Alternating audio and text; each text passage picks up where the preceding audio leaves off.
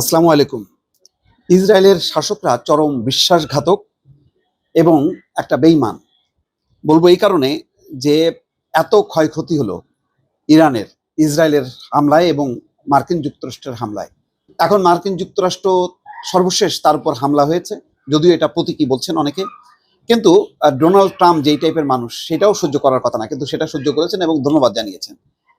এবং তাই না, যখন নাকি আজকে ইসরায়েলের প্রতিরক্ষা মন্ত্রী সহ আরো একজন মন্ত্রী বলেছে যে যুদ্ধভঙ্গ করেছে ইরান, আমরা তেহরান কাঁপিয়ে ফেলবো, তখন ডোনাল্ড ট্রাম্প পোস্টে লিখেছেন যে তোমরা বোমা ফেলো না, পাইলটদেরকে ঘরে ফিরতে বলো।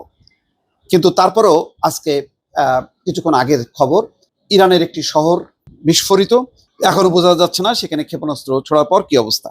খবর আসছে যে যুদ্ধবিরতি ভঙ্গ করায় নেতানিয়াহুর উপর বিরক্ত ট্রাম্প। এরকম বিরক্ত তাদের এই ধরনের অভিনয় বহু দেখেছে জাতি। আসলে শেষ পর্যন্ত ঘুরে ফিরে ইসরায়েলের বাইরে আমেরিকা চিন্তা করে না। আচ্ছা, ইসরায়েল বলছে ট্রাম্পের সঙ্গে ফোন আলাপের পর নতুন হামলা থেকে বিরত নেতানিয়াহু।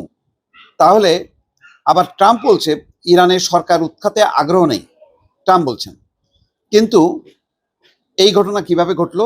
ইরানের বাবুলশার শহরের কাছে বিস্ফোরণের শব্দ, তাহলে কি কথা রাখলো? কথা তো রাখলো না। তো এখানে দেখি কি বলছেন। ইরানে হামলা চালিয়ে ইসরায়েল যুদ্ধবিরতি লঙ্ঘন করায় মার্কিন প্রেসিডেন্ট ডোনাল্ড ট্রাম্প ইসরায়েলি প্রধানমন্ত্রী বেনিয়ামিন নেতানিয়াহুর উপর অত্যন্ত বিরক্ত। সম্ভবত তিনি মনে করছেন নেতানিয়াহু বিশ্বাস ভঙ্গ করছেন। কাতার ভিত্তিক সংবাদ মাধ্যম আল জাজিরার যুক্তরাষ্ট্র প্রতিনিধি ফিল লাভেল এই কথা বলেছেন। ইউরোপের ন্যাটো সম্মেলনে যোগ দিতে রওনা হওয়ার আগে সাংবাদিকদের সঙ্গে আলাপকালে ট্রাম্প জানান যুদ্ধবিরতির শর্ত ঘোষণার কয়েক ঘন্টার মধ্যেই তা লঙ্ঘন করায় তিনি ইসরায়েল ও ইরান দুই পক্ষের প্রতি ক্ষুব্ধ। কিন্তু না, ইরানের উপর বেশি, ইসরায়েলের উপর কম কম। এটা হলো একটু মান অভিমান আর কি। হ্যাঁ, যে মানে পিয়ারের দোস্ত এরকম একটা বেয়াদবি করে ফেলছে, সেই কারণে আর কি। সেটা তেমন বড় কিছু না। আল জাজিরার প্রতিনিধি লাভেল বলেন ট্রাম্প ইসরায়েল এবং ইরান উভয়ের উপরেই ক্ষুব্ধ ছিলেন, তবে তার অতিরিক্ত রাগটা যে ইসরায়েলের দিকে ছিল তা স্পষ্ট বোঝা যাচ্ছিল। তিনি আরো বলেন ট্রাম্প স্পষ্টতই বেশ বিরক্ত, সম্ভবত নেতানিয়াহু বিশ্বাসভঙ্গ করেছেন এমন বোধ করছেন তিনি। যুদ্ধবিরতির জন্য নেতানিয়াহুর সমর্থন পেতে ট্রাম্প সোমবার তার সঙ্গে ফোনে কথা বলেন। এরপর ইরানের সমর্থন পেতে কাতারের সহযোগিতা নেন তিনি।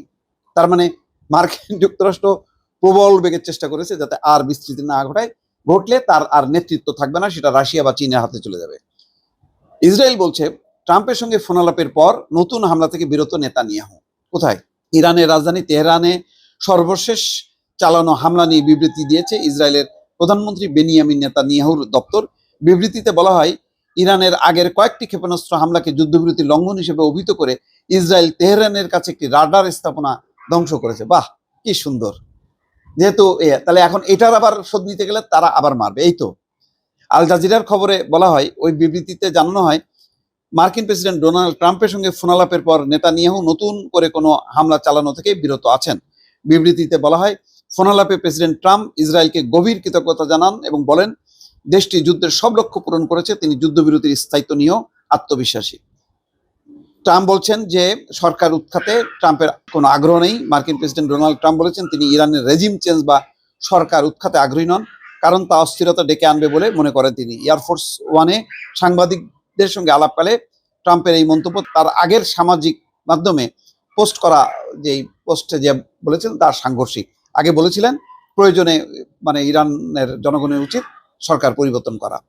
ইরানের বাবুলশার শহরের কাছে বিস্ফোরণ। ইরানের উত্তরাঞ্চলীয় শহর বাবুলশারের কাছে বিস্ফোরণের শব্দ শোনা গেছে। ইরানি সংবাদ সংস্থা ইসনার বরাত দিয়ে আল জাজিরা একথা জানিয়েছে। প্রতিবেদনে বলা হয় প্রত্যক্ষদর্শীরা বিস্ফোরণের শব্দ শুনেছেন। ওই এলাকায় আকাশ প্রতিরক্ষা ব্যবস্থা সক্রিয় করা হয়েছে। দর্শক, এই হচ্ছে পরিস্থিতি। মোট কথা, ইসরায়েলের উপর কোনো বিশ্বাস নেই এবং একেবারে মানে পশুর অধম। ইসরায়েলের শাসকরা পশুর অধম। ওরা মানে ব্যাপক ধ্বংস চালায়ও তাদের কোনো ইয়ে নেই, যে এটাই তাদের ইয়ে, তারা সবসময় আগায় থাকবে, এটাই হচ্ছে তাদের মতিগতি এবং এটাই হচ্ছে নীতি।